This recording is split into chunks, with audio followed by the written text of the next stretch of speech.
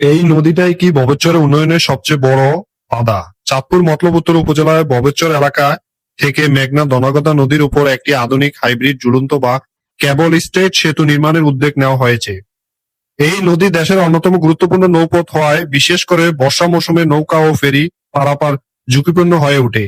এই প্রকল্পটি ইতিমধ্যে কার্যনির্বাহী অর্থনৈতিক পরিষদের অনুমোদন পেয়েছে, যা এর বাস্তবায়নের পথে বড় অগ্রগতি।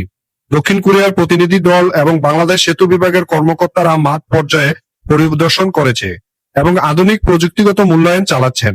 বিশেষজ্ঞদের মতে এই ধরনের একটি হাইব্রিড সেতু নির্মাণে ব্যয় হতে পারে কয়েকশো কোটি টাকা এবং কাজ শেষ হতে সময় লাগতে পারে প্রায় 2 থেকে 3 বছর। পরিকল্পনা অনুযায়ী কাজ শুরুর সম্ভাব্য সময় ধরা হয়েছে 2026 সাল। আর প্রাথমিক লক্ষ্য অনুযায়ী সেতুটি 2028 সালের মধ্যে সম্পূর্ণ করার কথা। এই সেতু বাস্তবায়িত হলে চাঁদপুর মতলব ও ঢাকার সঙ্গে যোগাযোগ সহজ হবে, ব্যবসা, শিক্ষা, চিকিৎসা ও অর্থনৈতিক আসবে বড় পরিবর্তন। আপনি কি মনে করেন এই সেতু ববেশ্বর মানুষের দীর্ঘদিনের স্বপ্ন পূরণ করবে? মতামত দিন আর ভিডিওটি শেয়ার করুন।